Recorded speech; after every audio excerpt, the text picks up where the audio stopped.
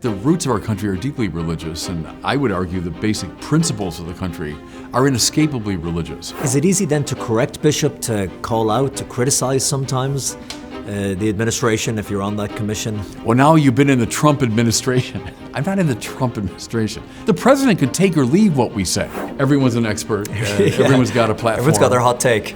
But the Pope is not, just an ordinary hack politician, that you can sort of talk in that flippant way to. When do we look at a conflict where there's killing and there's brutality and say, well, this is for a greater cause, that this is just? Is this war truly the last resort? Has everything been tried?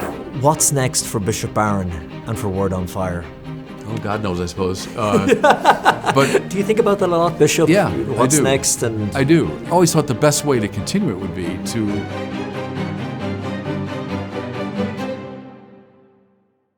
Bishop Robert Barron, it's a pleasure to see you, and thank you so much for doing this interview. Well, Colm, thank you. Always good to see you. When we last met, it was around a year ago. Yeah. We were sitting up at a height on a platform in St. Peter's Square, just days out from the Conclave. Yeah.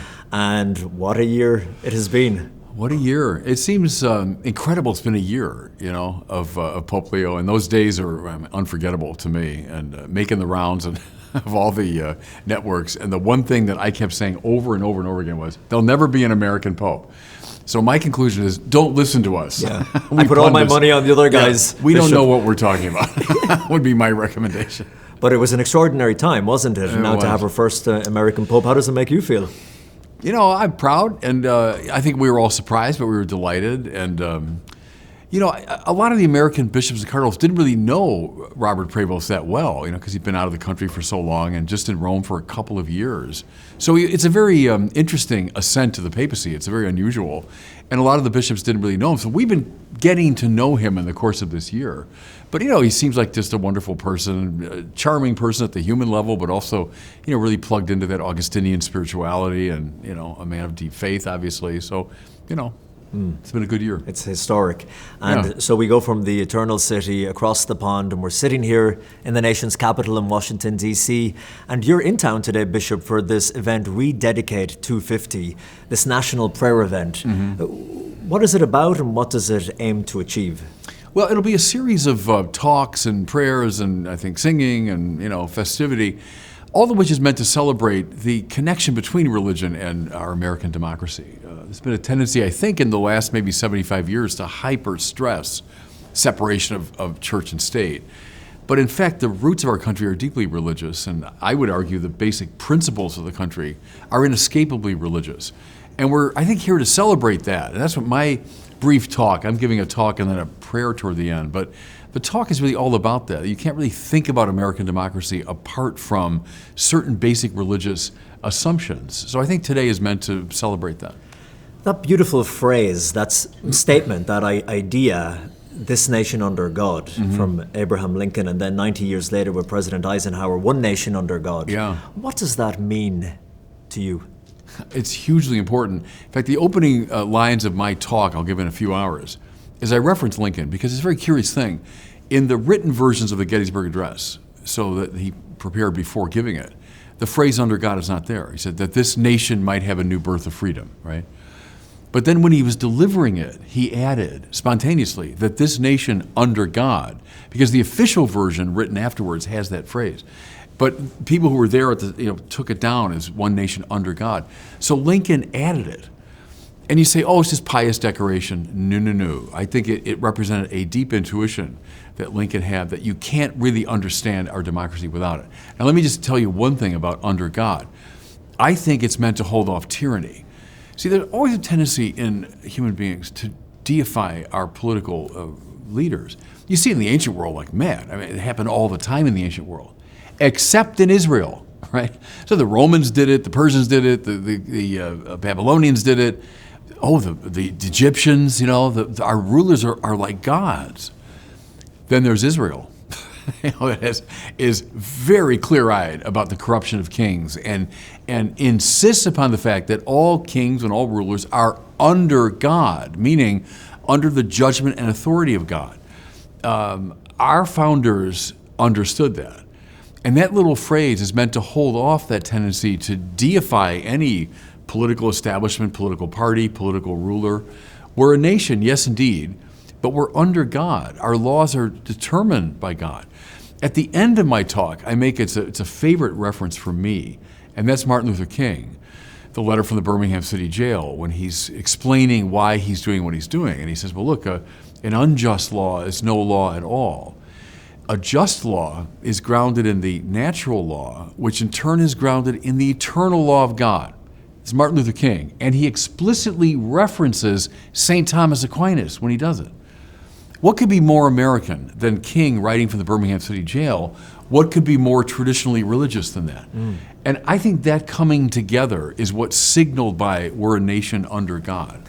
What do you think a nation that's not under God would look like? We know. I mean, look at the totalitarianisms of the last century. One of their common denominators is a rejection of belief in God. What's the first move of tyrants, typically? Get rid of religion. See, because religion's the great challenge. It's the great check upon tyranny. We know exactly what they look like. They look like societies in which equality evanesces, human rights are taken away, where the leaders are effectively deified. I mean, look at in some of the totalitarian systems of the last century. There was an effective deification of the leadership. So we know exactly what it looks like, and it looks very dangerous indeed. And to play devil's advocate, I know people may be watching this now saying, well, we need more of a separation between church and state, like has been the argument in my country, Ireland. Here in America, people have more freedom to make their own choices, to identify as they want, to decide their own morals and values. What say you? I say I love the First Amendment to our Constitution, which in its opening lines expresses very eloquently the right tension, if you want, the right balance. Namely, Congress shall make no law respecting the establishment of religion. Our founders knew about established religions, right, where the government, indeed, the King of England, head of the Church of England, the Church of England being the established religion, and a lot of people who founded our country were the descendants of those who fled from that situation. They didn't want that. I don't want that. No American wants an established religion, right? But then there's a second part, the second clause of that. But Congress shall make no law limiting the free exercise of religion. See, that's an eloquent balance. So there's no officially state-sanctioned religion, but that does not mean that religion has no role in public life. On the contrary, because there should be no law restricting the free exercise of religion.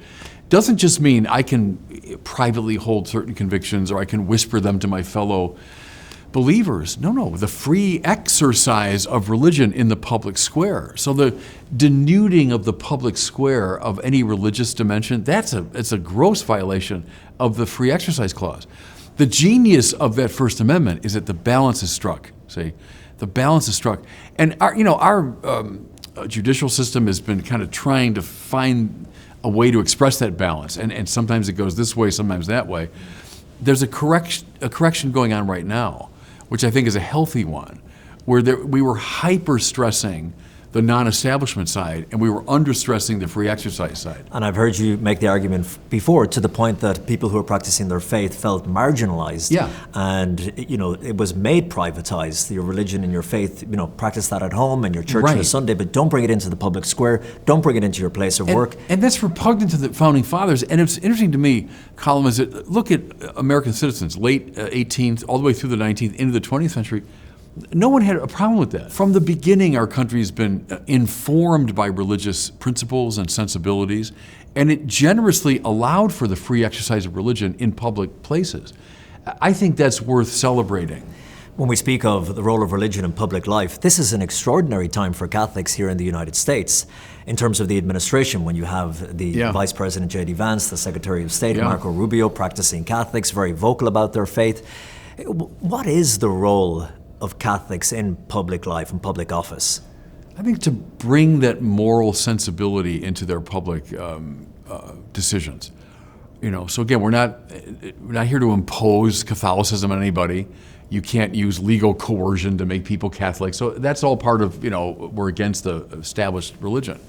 But I think to bring a moral and spiritual sensibility into the decisions that you make at these high levels is altogether valid. I've met in the course of my time with this commission a number of people. I have indeed met some at the highest level, but many at the mid-level, lower levels. Lots of Catholics in the present administration. A lot of them know me from my social media work, so they'll come to me, and I've said to them, bring Thomas Aquinas into your public life, by which I mean bring these great moral and spiritual principles that indeed undergird our democracy, but make them a lively presence in the work that you do. I think that's the role of Catholics in government. When you were approached by the Trump administration and they invited you to be part of President Trump's Religious Liberty Commission, what was your reaction and why did you decide to say yes? Well, first I was so surprised because I got a call, in fact, from the USCCB, and they said the White House is looking for your phone number. Just said, like that. I did. I really did. I what said, have I done now? The White House? What the? And so I didn't know what it was. So then we found out pretty quickly.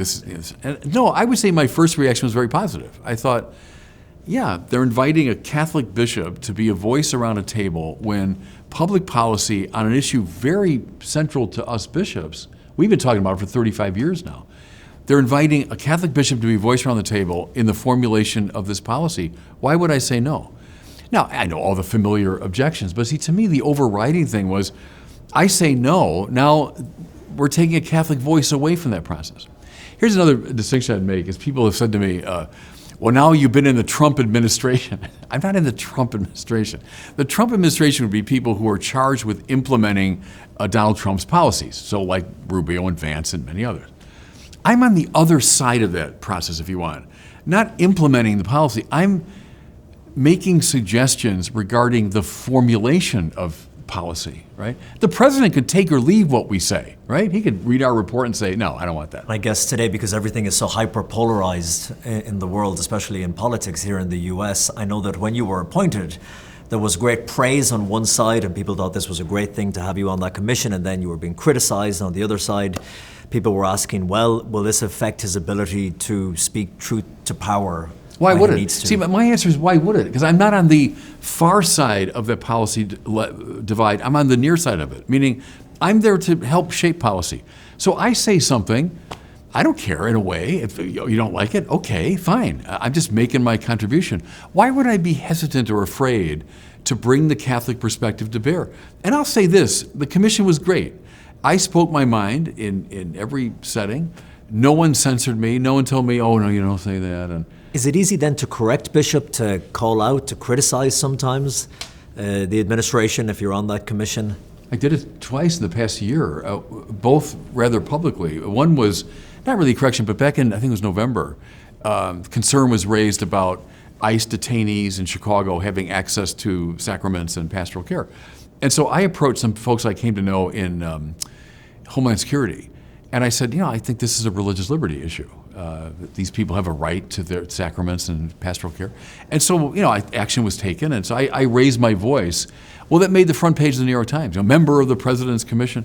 All right, fine, I don't care. And no one questioned me. No one said, oh, why are you doing that?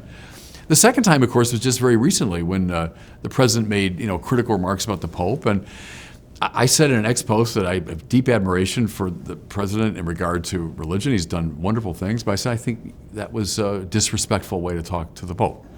Well, no one fired me so far. You're still in the job. Yeah, and again, it's a comment in a way. I don't care. I'm on the near side of that process. I'm making my contribution to it. If they don't like what I'm saying, that's their prerogative not to act on it. So no, that doesn't really concern me, and I've not, been hesitant to say what I think is right. Yeah, what was your reaction when you saw that Truth Social post where the U.S. President called Pope Leo XIV weak on crime, on foreign policy? Right. I much prefer his brother. He's MAGA. He gets Right. it. And if I weren't in the White House, he wouldn't be over there in the Vatican. It's pretty extraordinary. Yeah, I thought it was disrespectful, and that's the way I expressed it. Look, when it comes to prudential judgments, can a president disagree with the Pope? Sure. I say in regard to prudential judgment, in regard to a particular issue. Yeah, the president, no, I think you're reading that wrong, and the Pope reads it this way. That's fine. But the Pope is not, just an ordinary hack politician, that you can sort of talk in that flippant way to. He's the vicar of Christ, the successor of Peter. He's our Holy Father. And I just felt that was disrespectful, and I thought it was not a constructive, contribution to the conversation. It's an interesting question. How should Catholics, particularly maybe here in the United States, view the Holy Father when he speaks about nuclear weapons, about immigration, about war, about things that, international affairs, politics, policies? The Pope articulates the high principles of the spiritual life and the moral life. And he should always be abided by when he does that, when you speak at the high level of the great values that ought to be informing our lives. Now, as Aquinas himself said, when you get closer to the ground in moral issues, things get a bit murkier. And then prudential judgment often comes in. And people of goodwill can have different prudential judgments about, well, how best to apply these moral principles in this particular case. And I think people can disagree with the Pope. If he makes a prudential judgment about a particular situation, you say, well, Holy Father, I don't think it's right for this or that reason. I think that's fine. At the level of principle and the moral values that ought to be informing our life, sure, we abide by what the Pope is saying. But I think there can be disagreement at the prudential level. It's all about how it's done as well, isn't it? And the tone and the approach. Yes, and that was my objection to the president's post. It was more the tone and the disrespect of it that bothered me. Yeah. Just war. We live in a world today where there are conflicts happening across the globe. The war in Iran, the war in the Holy Land, over in Ukraine, across parts of Africa. And this has been one of the talking points in the Catholic Church recently. When is a war justifiable? Yeah. Especially in the context of people praying for victory and so on and so forth. As Catholics, when do we look at a conflict where there's killing and there's brutality and say, well, this is for a greater cause, this is for a greater good? So in our Catholic social teaching, we believe that this is just. Yeah, I think we should study that tradition. And I don't agree with those that say, oh, it's obsolete, that doesn't apply anymore. I say, no, a fortiori, they apply. I think we should bring them to bear more vigorously. And it goes back to St. Augustine. It's clarified further by Aquinas. It comes up through the papal teaching tradition. And these criteria, I think, are very useful, Is this war truly the last resort? Has everything been tried?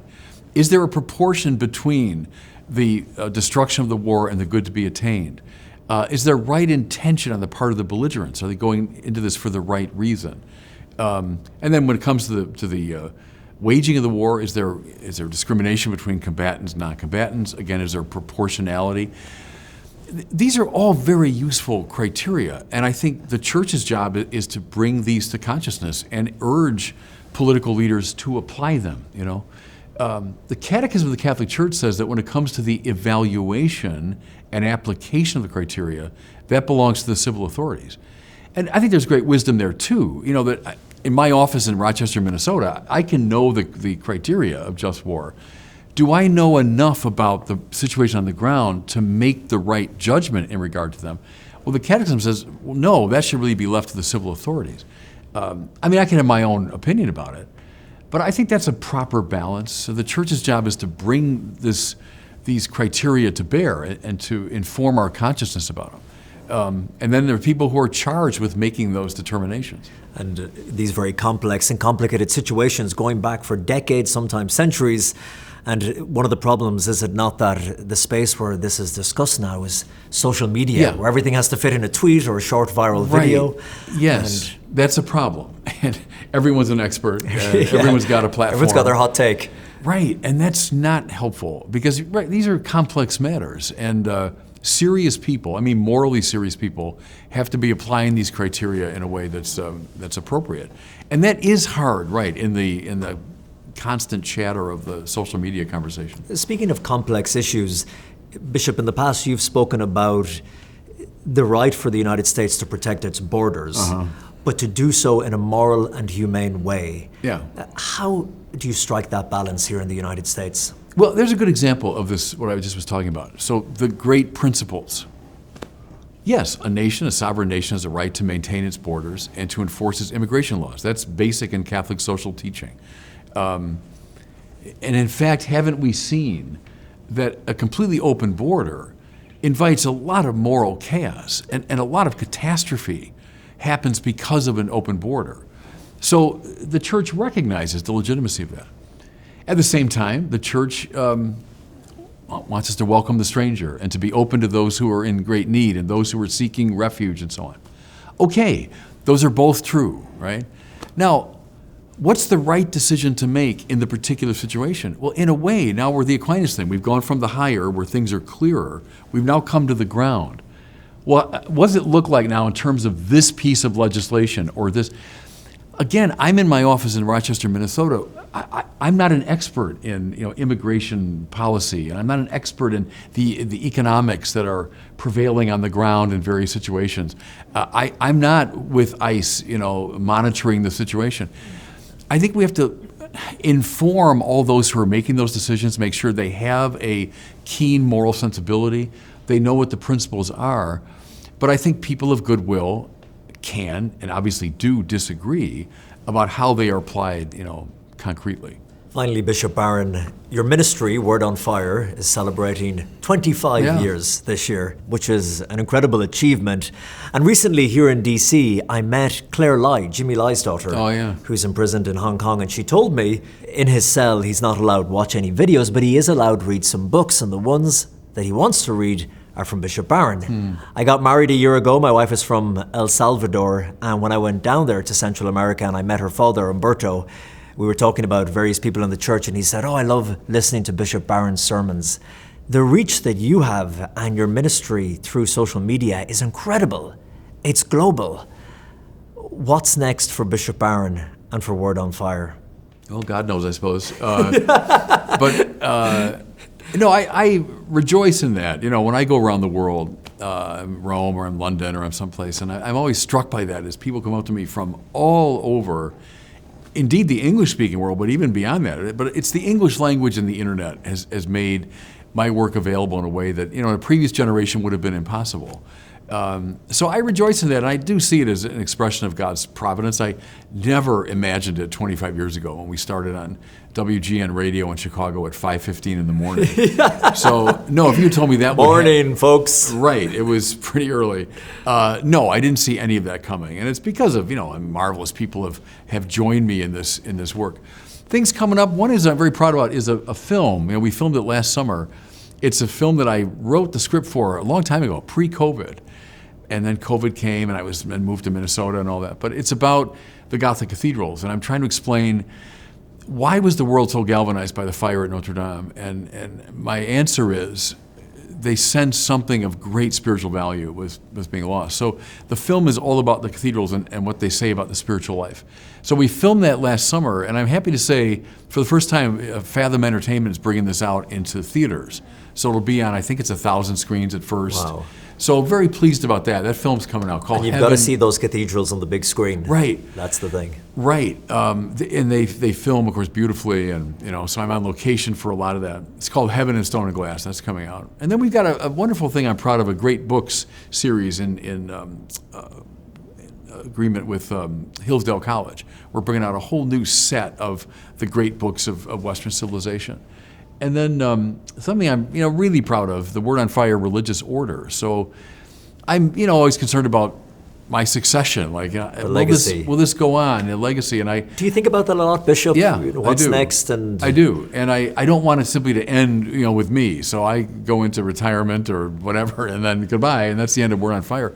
And I always thought the best way to continue it would be to inspire an order of priests who would have this charism, that I've had. So we're underway with that, So I'm proud and happy about that. Congratulations on 25 years, Bishop Barron. Yeah, God bless you. Thank you so much again. All right, Colin, thanks to you. That was a good rehearsal. We'll record that now if you press go.